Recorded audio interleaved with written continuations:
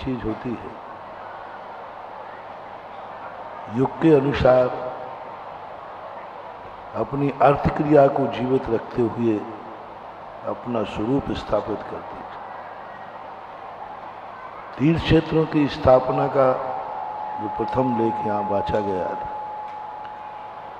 तीर्थ चेतन अचेतन दोनों तीर्थ के सबसे पहले तीर्थ का उपयोग किया है उज्ज्वल कुंद कुंद स्वामी महाराज। अभी विनोद भैया ने बताया था, सबसे पहले कुंद कुंद स्वामी ने तीर्थ शब्द का प्रयोग किया और तीर्थ शब्द को उन्होंने दो भागों में विभाजित किया। रत्नत्रय को तीर्थ कहा और जो रत्नत्रयधारी मुनि मुद्रा है उसको भी चलता फिरता तीर्थ कहा।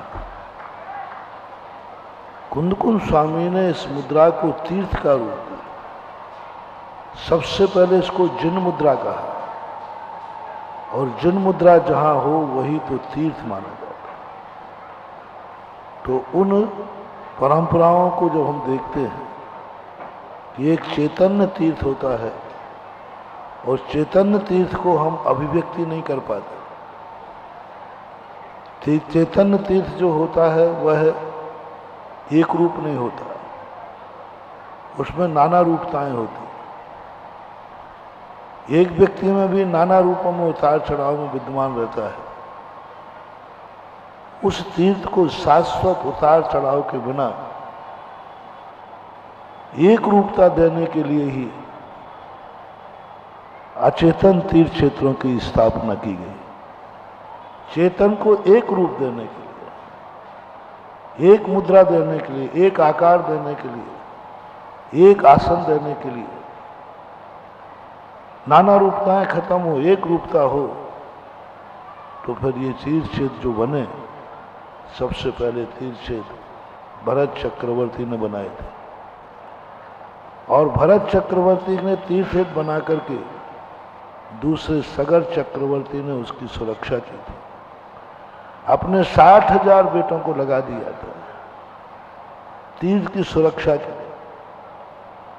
तो चतुर्थ काल में रामचंद्र जी जब गद्दी पर बैठे तब जाकर के उन्होंने सबसे पहले अपने पूरे राज्य में जनपदों में पहला कार्य जैन तीर्थों की स्थापना की, उज्ज्वल रविशरण महाराज।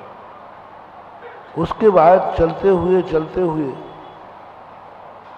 चतुर्थ काल में वरांग नाम का एक श्रेष्ठी हुआ जो बहुत स्वाभिमानी थे, मोक्षमानी।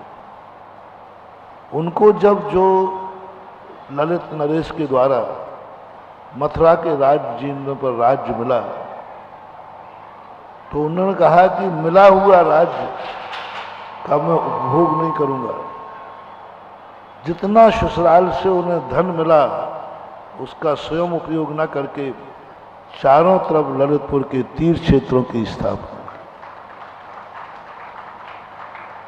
जितना भी धन मिला, जो भी मिला, उन्होंने का उपयोग नहीं किया और तीर्थ रूप में परिणत कर दिया। उसके बाद जो देवपथ खेपत सामने आए, जिन्होंने कितनी बड़ी चुनौती स्वीकार की। आज चौथे काल के हमारे सारे तीर्थ खत्म हो गए, समूल नष्ट कर दिए गए। 8वीं शताब्दी के पहले का कोई मंदिर आज हमारे सामने नहीं है, कोई मंदिर। 8वीं शताब्दी के पहले जितने मंदिर हैं सब शास्त्रों में हैं, कथन में है, इतिहास में है, लेकिन हमारे पास मौजूद नहीं, क्योंकि हमारे जिस समय ऐसी आताताई शक्तियां आई उन्होंने सबसे पहले दोनों तीर्थ क्षेत्रों को मिटाया, चेतन तीर्थ क्षेत्रों को और अचेतन तीर्थ क्षेत्र। इधर मुनियों का कत्लेआम किया, उधर जैन जो तीर्थ क्षेत्र थे उनको भी नाश किया और ऐसा नाश किया कि संपूर्ण नष्ट हो गया। जैन समाज उदारवादी समाज रही, अन्य समाजों के तीर्थ भी नष्ट किए गए, लेकिन उन्होंने उसी स्थान पर उसी को पुनः जीवित किया, जीवित किया। हमें वही स्थान चाहिए। लेकिन जैन समाज उदारवादी रही, उनके तीर्थों को नष्ट किया, उसका उन्होंने पुण्य छुड़ा लिया, नया तीर्थ की स्थापना कर दी। कौन झगड़े में पड़े, कौन टंटे में पड़े, नया तीर्थ बना लिया। और नए तीर्थ बनकर वो पुराने तीर्थों का इतिहास, अस्तित्व खत्म हो गया। जब भी कोई युद्ध होता है, झगड़ा होता है, जैन कहता है छोड़ो उतने में हम नया बना लेंगे। उसका एक नुकसान हुआ कि हमारे पास जो पुराना इतिहास था वो खत्म हो गया। जैसे कल शुक्ला जी ने कहा, उदयगिरी, खंडगिरी आदि जैसे स्थानों पर आज हमारा कोई अस्तित्व नहीं बचा। वो प्राकृत गुफाएं हैं, प्राकृत स्थान है, जहां वहां मंदिरों का जो वर्णन मिलता है उस कालीन मंदिर नहीं रहे। और इसका एक सबसे बड़ा उदाहरण है सवाई माधोपुर, जहां पर हमारे मंदिरों को तहस नहस किया गया। बाद में राजा ने कहा कि नहीं, गलत हुआ है, हम तुम्हारे सारे मंदिर वापस करते हैं। जैनियों ने कहा जिस पर दूसरे की नीयत खराब हो जाती है वह वस्तु हम वापस नहीं लेते हैं, हम पुनः नए मंदिर बनाएंगे। हमें नई जगह दीजिए, हम पुरानी जगह नहीं चाहिए। आज सवाई माधोपुर गए, आज पुराने मंदिर आज भी खंडर पड़े हैं, जैनियों ने वो वापस नहीं लिए, नए मंदिर के लिए जगह लेकर नए निर्माण किए। देवपथ खेपत ने भी एक ऐसा बड़ा संघर्ष किया। राजा ने कहा कि तुम कितने मंदिर बना लेना, मैं तुम्हारे मंदिर खंडित करूंगा। क्यों व्यर्थ में परेशान हो रहे? जब हमारा नियम है कि हम तुम्हारा एक मंदिर नहीं रहने देंगे अपने राज्य में, आप बनाना व्यर्थ है। तो देवपथ खेपत ने राजा से कहा, आपके विध्वंस का संकल्प है, आप राजा हैं, आपको हम विध्वंस से नहीं रोक सकेंगे। लेकिन राजा साहब एक वचन आप दीजिए, आप मुझे निर्माण से नहीं रोकेंगे। हम आपको विध्वंस से तो रोक नहीं सकते, लेकिन आप निर्माण से नहीं रोकेंगे, और रोकोगे तो हम रुकने वाले नहीं। राजा ने कहा क्या करोगे? तुम बनाओगे, मैं 2 मिनट में तोड़ दूंगा। बोले सवाल इसका नहीं, आप ये वचन दीजिए कि हम निर्माण से नहीं रोकेंगे, हम आपको विध्वंस से नहीं रोकेंगे। राजा ने कहा करो, हम तो एक दिन में कितने बनाओगे तुम? अंत में देवपथ खेपत ने बनाना शुरू किया। राजा तोड़ते तोड़ते थक करके बनाने वाले की विजय हुई, और आज देवगढ़ उसका प्रतीक है। बन तोड़ने वाला थक गया, खंडहर करते करते वहां पहाड़ बना दिए, लेकिन बनाने वाला भी नहीं थका। और अंत में कहते हैं ना, मारने वाले से बचाने वाला बड़ा हो। और वो उगती हुई आज हमारे सामने देवगढ़ है, और देवगढ़ के खंडहर है। सबसे पहले ये स्थिति देवगढ़ से मेरे मन में आई। देवगढ़ की जब दुर्दशा देखी, वहां की दुर्दशा देख करके, और वहां का इतिहास जब हमने संग्रहित करके पढ़ा, उस समय ये भाव लगा कि जो देवपथ खेपत ने तीर्थों की रक्षा के लिए इतना संकल्प कर लिया, आज तो हमारे पीछे कोई विरोधी नहीं है, आज हमारे पीछे कोई आतताई शक्तियां नहीं है, आज हमारे पीछे विध्वंस करने वाले नहीं हैं। उसके बाद से एक मन में एक ललक लगी, और उसी का परिणाम है कि आज इन तीर्थ क्षेत्रों के संबंध में तुम लोगों ने तीर्थ गिनाते हो तो मैं गिन लेता हूं। मैंने कभी आज तक तीर्थ नहीं गिन पाया कि मैंने कितने तीर्थ किए। जब अधिक कमाई हो तो कमाने वाला गिनता नहीं है, तिजोरी में पटकता जाता है। ऐसा ही आज वर्तमान में लोग, पूज्य गुरुदेव ने क्या काम किया, क्या काम किया कुंडलपुर। आज अपने जैनी लोगों में विरोधी हैं, अजैन कोई विरोधी नहीं, सरकार कोई विरोधी नहीं। आज कुंडलपुर को देख करके आप देख सकते हैं, कुंडलपुर एक बहुत छोटा सा स्थान था जो 200-500 साल के बाद सब खत्म हो जाता। आज आचार्य सिंह ने कुंडलपुर के लिए हजारों हजारों साल के लिए अमर कर दिया। तुम कितना जानते हो धर्म के संबंध में? जो आचार्य सिंह ने कुंडलपुर का जो रूप देखा, जो स्वरूप देखा, जिस ढंग से उसको परिणत किया, और वो परिणति देख करके आचार्य सिंह अपन सब चले जाएंगे, लेकिन ये तीर्थ ही हमारे जीवन के भविष्य के बारे में अतीत की गाथाएं गाएंगे कि अतीत कैसा रहा। इसलिए आज तीर्थ क्षेत्रों के संबंध में समय ज़्यादा नहीं है, बहुत बहुत बड़े शोध की जरूरत है। हम तो क्या है, कोई हमसे बाद में पूछते हैं, तो मैं तो जहाँ जिस तीर्थ क्षेत्र पर रहता हूँ वहाँ की जितनी विशेषताएं हैं सब प्रश्नों में बखान देता हूँ और उसके बाद उठ करके चला जाता हूँ।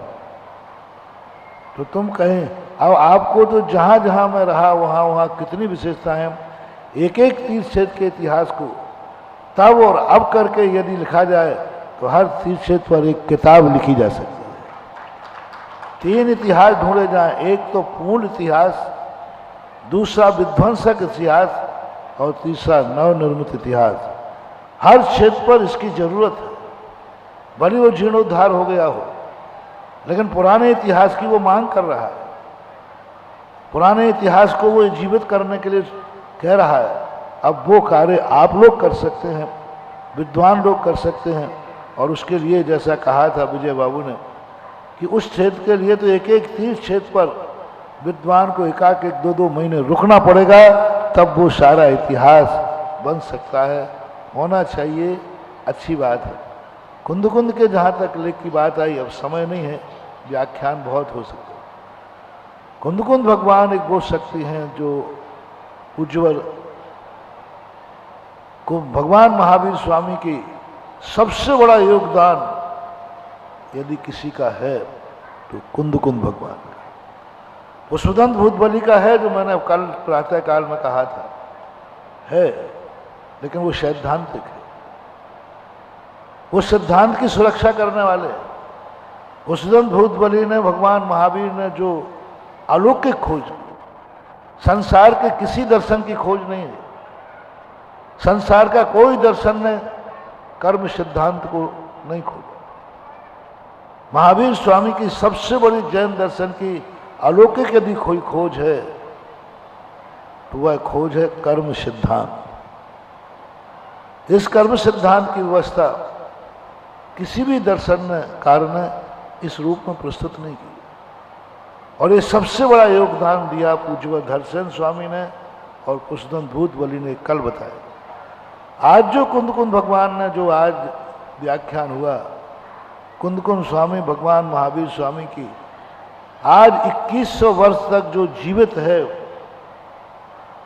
2500 वर्ष तक जो आज शासन जीवित है दुनिया में, इसका नाम है कुंद स्वामी ध्वजा। कुंद स्वामी ने, भगवान महावीर स्वामी अपने विचारों को, अपने आचार को सुरक्षित नहीं कर सकते, क्योंकि उनके सब कुछ मौखिक था, सब कुछ मौखिक था। और मौखिक व्यक्ति वस्तु कितने देर तक जीवित रहती है? सबका 100 बका और 1 लिखा। तो महावीर स्वामी की जितनी भी मेहनत परिश्रम थी, जितना भी उपवास थे, वे सब त्रोहित हो जाए। लेकिन कुंद भगवान ने जब भगवान महावीर स्वामी के मार्ग को इस बात में घोषणा की, कोई भी आचार्य इस प्रकार की घोषणा नहीं कर सका। न भी सिद्धि बत्थ दरो जहाँ भी हो तैरो, नग्गो विमुख मग्गो शेषा उमज्ञा होन। लोग कहते हैं कि शांत प्रिय थे कुंद स्वामी, मुझे तो समंत्रभद्र महाराज से भी उग्र दिखते हैं। लोग कहते हैं कुंद स्वामी बड़े शांत थे। गूंगा आदमी जब बोलता है तो ऐसे ही बोलता है जैसे गंभीर सागर बोले।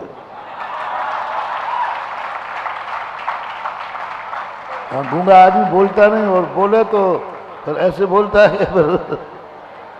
कुंद स्वामी को अपन बहुत शांत प्रिय मानते, लेकिन बोल करके जो दहाड़ उन्होंने दी, शेषा उमज्ञा होन थी, कितनी बड़ी घोषणा थी, कितना बड़े क्रांतिकारी विचार था।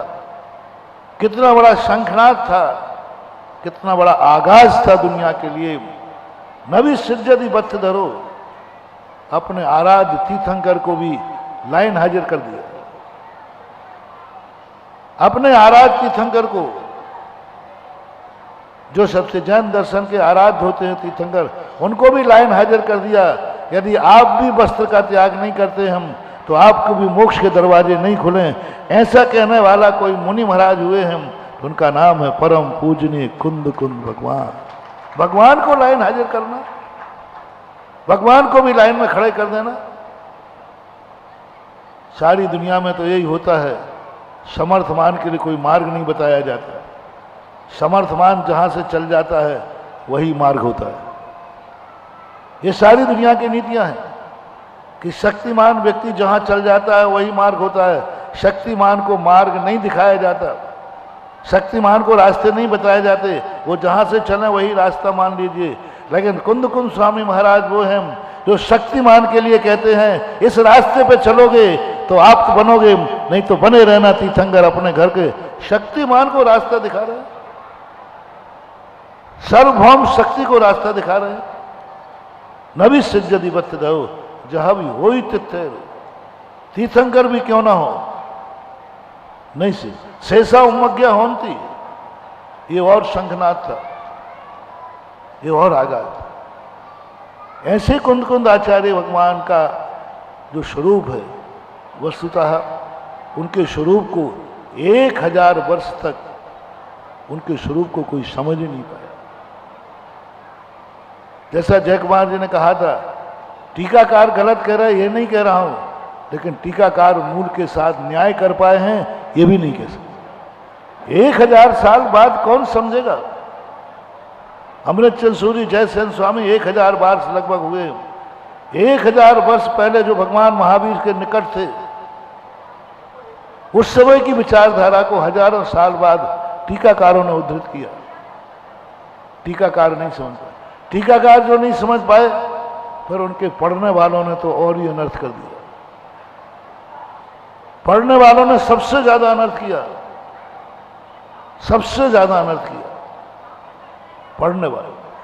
शायद ये ग्रंथ पढ़ने में नहीं आते, सामान्य प्रचलन में नहीं आते, यही डर था भट्टारकों के लिए, इसलिए वो मूल ग्रंथों को बाहर नहीं लाते थे कि मूल ग्रंथ बाहर लाकर के लोग क्या अर्थ निकालेंगे क्या नहीं निकालेंगे, वो डर था। लेकिन जब से मूल ग्रंथ गद्दियों पर आए और अपात्र को खुली छूट मिली, सरकार में भी कानून बनता है कौन सी किताब कौन व्यक्ति पढ़ेगा। ये पूज्यवर वीरसेन स्वामी महाराज ने कोर्स बनाया था, लिपिबद्ध किया था, कौन सा ग्रंथ कौन व्यक्ति करेगा पढ़ेगा, कौन व्यक्ति इसकी पात्रता होना चाहिए। जैसे आपके कोर्स में होता है फलानी किताब बीए वाला पढ़ेगा, एमए वाला पढ़ेगा, एमएससी वाला पढ़ेगा, ये कोर्स है। पूज्यवर वीरसेन स्वामी महाराज ने ये कोर्स बनाया और कोर्स बनाकर उन्होंने विधि बनाई कि इन ग्रंथों को कौन पढ़ेगा, सिद्धांत ग्रंथों को कौन पढ़ेगा, कब पढ़ोगे, कहाँ पढ़ोगे, आपकी पात्रता क्या होगी। लेकिन उनकी बात को उपेक्षा कर करके अपात्रों ने भी इसको पढ़ा और पढ़ने का परिणाम ये हुआ, इतना विकृत कर डाला। सबसे ज्यादा कुंद कुंद स्वामी का साहित्य में पाठ भेद है। क्यों? सबसे ज्यादा वो स्वाध्याय में आया। स्वाध्याय का परिणाम है कि उसका इतना अनर्थ हो गया। अभी जो शैलेश बाबू ने कहा था, कितना अनर्थ। कोविद गच्छो साहु संपटी काले परो खुरुमणम पच्छख में उदिठम परो नाने पविठंतम। इसकी जो व्याख्या जो हिंदी कार ने की वो आपने बता दी थी उनको, कितना अनर्थ है, कितना अनर्थ किया इसका। और इसीलिए जाकर के कंजाइस्टों के छपे हुए ये ग्रंथ का मैंने प्रमाण मांगा था, तो ये आया प्रमाण कि ये ग्रंथ जो हैं कुंद कुंद कहान दिगंबर ट्रस्ट तीर्थ धाम ज्ञानोदय दीवानगंज भोपाल। लोग पूछते हैं कंजाइस्ट लोग कि हमारे ग्रंथों का बहिष्कार क्यों होता है। कुंद कुंद कहान ट्रस्ट से स्मारक से जितने भी ग्रंथ पढ़े हैं, एक भी ग्रंथ की हिंदी शुद्ध नहीं है, अनुवाद के साथ अत्याचार हुआ है।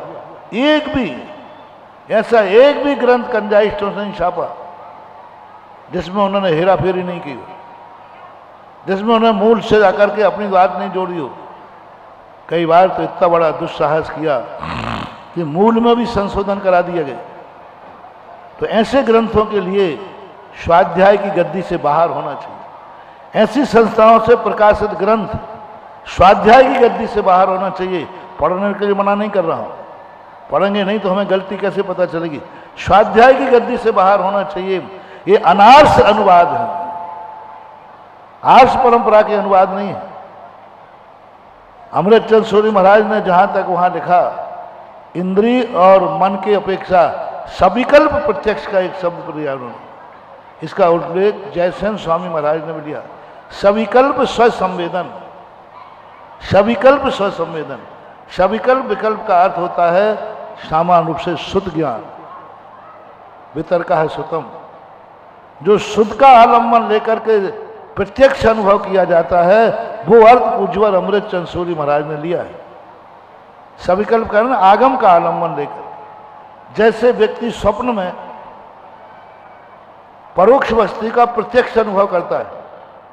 उदाहरण देता हूं तुम्हें, कोई व्यक्ति स्वप्न में भोजन कर सकता है कि नहीं? उसको अनुभव में साक्षात आएगा कि परोक्ष? अनुभव की बात पूछ रहा हूं। साक्षात ही आएगा, क्या वह भोजन कर रहा है? लेकिन उस समय उसकी अनुभूति में क्या आ रहा है? ऐसे हम सम्मेद शिखर की वंदना स्वप्न में कई बार करते हैं और ऐसा मन में होता है जैसे में साक्षात गौतम गंधर सामने दिखती है, कौन स्वामी कुंथनाथ भगवान की टोप बिल्कुल एक दिखता है, आंख खुलती तो कुछ भी नहीं। तो जिस समय हमने सम्मेद शिखर की वंदना की रात में स्वप्न में, हमें अनुभूति में साक्षात आ रहा है कि परोक्ष? ये कहलाता है प्रत्यक्ष। तो शुद्ध ज्ञान से जान करके जो हम स्वप्न के समान अपने ज्ञान का विषय बनाते हैं, उसको बोलते सविकल्प स्वसंवेदन। सविकल्प स्वसंवेदन का अर्थ नहीं कि मैं साक्षात सम्मेद शिखर पहुंच गया, निद्रा तो यहां ले रहा हूं। स्वप्न के समान जो प्रत्यक्षपना है, यह इंद्रिय और मन का प्रत्यक्षपना है। जैसे साम व्यवहारिक प्रत्यक्ष अध्यक्षी भाषण में कहा था, साम व्यवहारिक प्रत्यक्ष जो है वह स्वप्न के समान एक प्रत्यक्ष अनुभूति देता है, लेकिन प्रत्यक्ष है नहीं। ऐसे और भी कई अनर्थ किए हैं।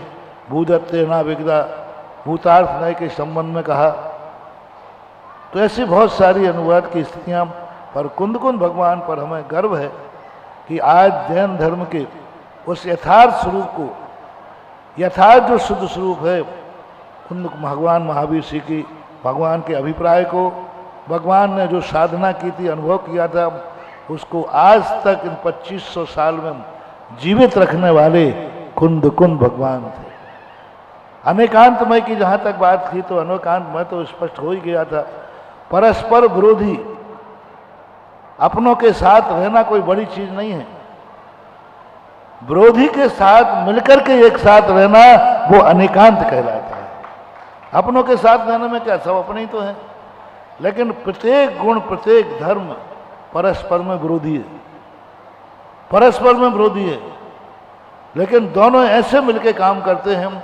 नदी के दो किनारे होते हैं, परस्पर में विरोधी होते हैं।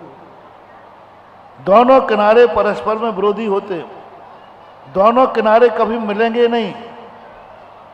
नदी के दो किनारे होते हैं, परस्पर में विरोधी होते हैं, कभी मिलते नहीं हैं, लेकिन मिलकर कार्य करते हैं, नदी को बहाते हैं।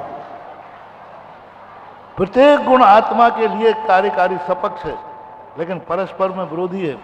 ये जो खोज जैन दर्शन की थी, अच्छे अच्छे दार्शनिक इसको नहीं समझ पाए। दो चीजें नहीं समझ पाए, अनेकांत को, अनेकांत सबने माना, लेकिन अनेकांत जो जैन दर्शन का है, शादवाद से रहित अनेकांत, अनेकांत नहीं। अनेकांत से रहित शादवाद, शादवाद नहीं। इसलिए पूज्यवर समंतभद्र महाराज ने कहा, अनेकांतोपनेकांता प्रमाण न साधना। ये कितनी बड़ी बात, अनेकांत भी अनेकांत, अनेकांत भी अनेकांत, अनेकांतोपनेकांता प्रमाण न। अनेकांत को भी जब तक प्रमाण न से सिद्ध नहीं किया जाए, प्रमाण और नय एकांत होते हैं। हर नय अपने अपने विषय को सिद्ध करता है। जितने नय हैं सब एकांत रूप होते हैं, एकांत ही होते हैं नय, क्योंकि एक पक्ष को ग्रहण करने वाला नय कहलाता है। तो जब तक हम एकांत से यानी नयों से अनेकांत को सिद्ध नहीं करेंगे तब तक वो जैन दर्शन का अनेकांत होता ही नहीं। तो ये अनेकांत की जो भगवान की शैली थी, जो भगवान का स्वरूप था, उसको जीवित रखने का जो कार्य किया आज के युग में, और उनमें सबसे पहले जाते हैं समंतभद्र महाराज और दार्शनिक न्याय के विषय पूज्य अकलंक स्वामी, पूज्य विद्यानंद स्वामी, अष्ट सहस्त्रिकार भी अकलंक आदि, ये आचार्यों ने जो योगदान इसका दिया है। आज अपन 2500 निर्माण महोत्सव के उपलब्धियों के गिनारे हैं। तो मेरा कहना है कि जो वक्ता विषय पढ़ते हैं उनको इस 2500 में भगवान महावीर स्वामी के योगदान से जोड़ें।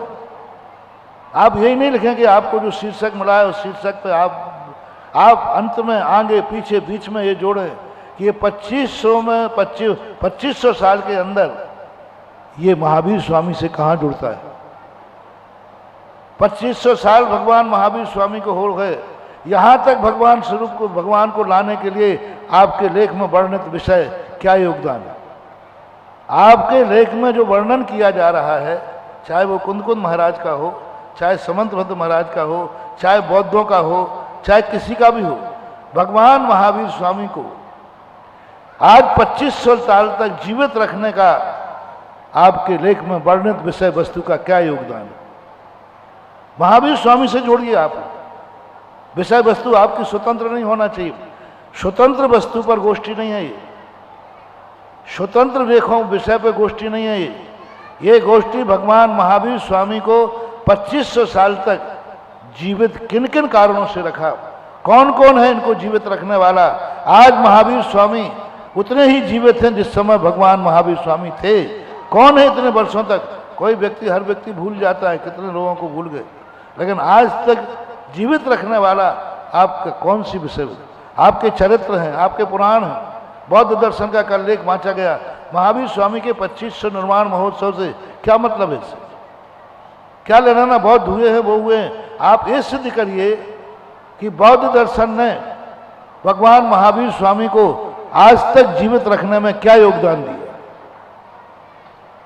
बौद्ध ने, विजय बाबू बैठे, बौद्ध ने महावीर स्वामी को जीवित रखने में क्या योगदान दिया। आपके जो चले गए अपने वृषभ प्रसाद जी, उनके पिताजी थे कामता प्रसाद जी, उनसे सीखे।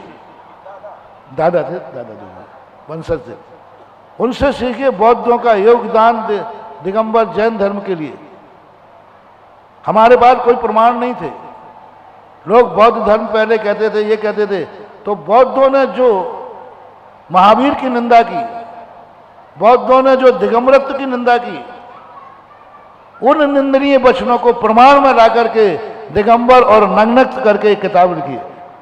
उसमें सारे प्रमाण बौद्धों के दिए, अजैनों के दिए, और वो पढ़कर मैंने लगा गाली भी योगदान है, बुराई भी योगदान है। यानी दिगंबर मुनि उस समय थे, दिगंबर मार्ग था। आप खुद कह रहे हैं नग्नों की बुराई करके। कभी कभी दुश्मन जीवित रख देता है इतिहास को। तो बौद्धों ने भी कहां कहां योगदान दिए। बौद्ध के कारण से महावीर स्वामी कहां कहां निखरे, बौद्धों के कारण से कहां कहां महावीर स्वामी कठोर हुए, बौद्धों के कारण से, बौद्धों के शिथिलाचार्य ने क्यों कुंदकुंद को मजबूर कर दिया, बौद्धों का योगदान है। बौद्धों ने जब शिथिलाचार की चरम सीमा की, बौद्ध जब शिथिलाचार की तरफ बढ़ने लगे, तब कुंदकुंद स्वामी को आगाज करने वा बालो वा बुढ़ो वा पुनो गिलानो वा, बालक हो, वृद्ध हो, बीमार हो, मूलच्छेदो न हवदि। तो ये सिद्धियां आज हमें होना है कि बौद्ध कहां भगवान महावीर स्वामी के दर्शन को योगदान दिया। आज कुंदकुंद स्वामी के लिए ये घोषणा करने के लिए बाध्य किसने किया? शिथिलाचार्य ने, बौद्धों के छूट ने। जो शिथिलाचार पनप रहा था कि नहीं पंचम काल में ऐसा नहीं हो सकता, पंचम काल में ऐसा नहीं हो सकता, पंचम काल में निर्वस्त्र नहीं रह सकते, राजा की व्यवस्था है, पंचम काल में उत्कृष्ट संगठन नहीं है, ये बहाना बनाने वाले लोगों को कुंद स्वामी को कठोर होना पड़ा। इन बहानेबाजों को जो कहते हैं पंचम काल में शक्तिहीन है, पंचम काल में हमारा संगठन नहीं है, पंचम काल में ये नहीं है, ये बहाने बनाने वालों को कुंद स्वामी ने कहा नहीं, बालो वा बुद्धो वा पुनः गिलानो वा, बालक हो, वृद्ध हो, बीमार हो, वो चर्या का समर्थन नहीं किया जाता, मूलच्छेद न हो, मूल का विच्छेद हो जाए। ये है जैन दर्शन के शिथिलाचार्यों का योगदान, भगवान महावीर की वाणी की दृढ़ता। तो कैसे और भी कई योगदान की स्थिति बनाई थी। हालांकि कुछ लेखों में आया था महावीर के जो अहिंसा आदि सिद्धांत थे बौद्धों ने यथावत अपनाए। बौद्धों ने इस बात का समर्थन किया कि चातुर्मास भली 3 मास का हो लेकिन होना चाहिए।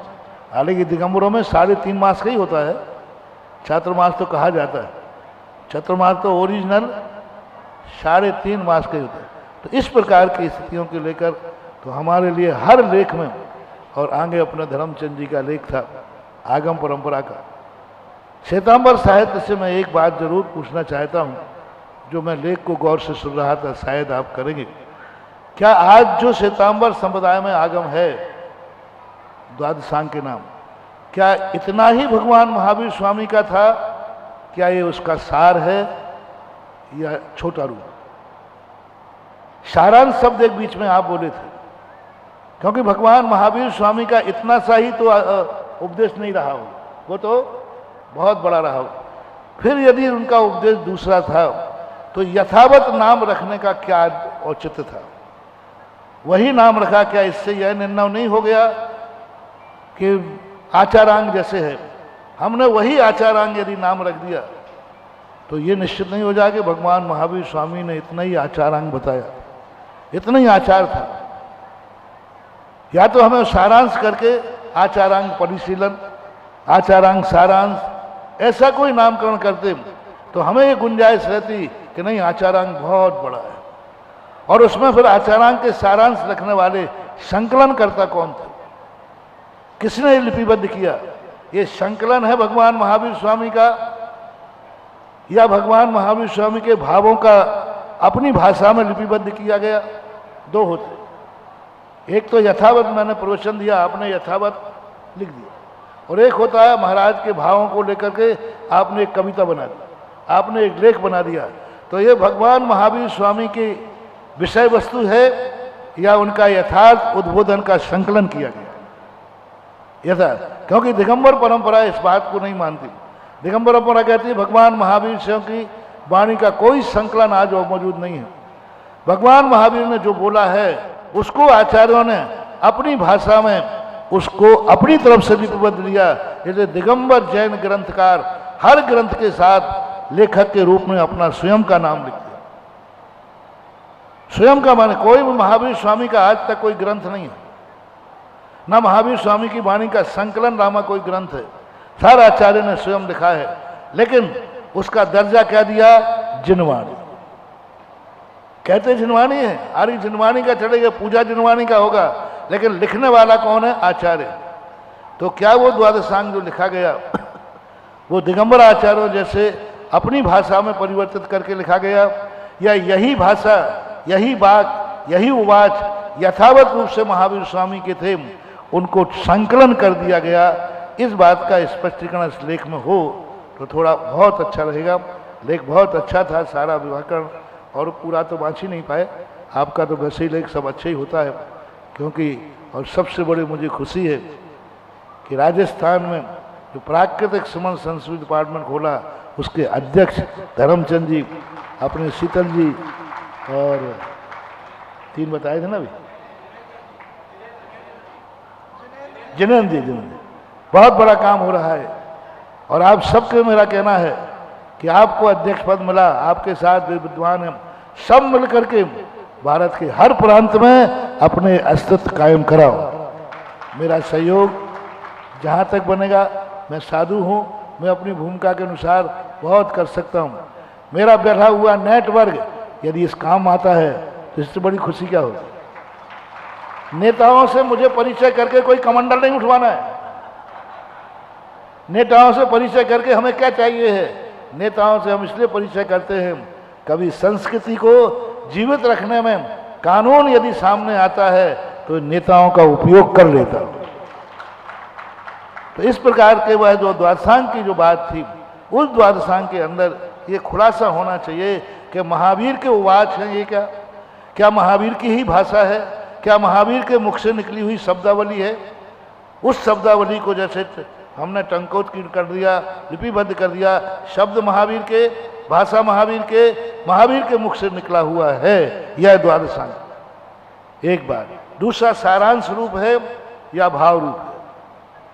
तो ये सारी चीज़ें उसमें उपलब्ध होना लेख में हो जाए तो एक बहुत बड़ा इतिहास बन जाएगा कि महावीर स्वामी की वाणी को किस प्रकार से आगे आगे लिया गया। समय आपका ज़्यादा ही हो गया, इतना ही कह करके विराम करता हूँ। महावीर भगवान बोलिए।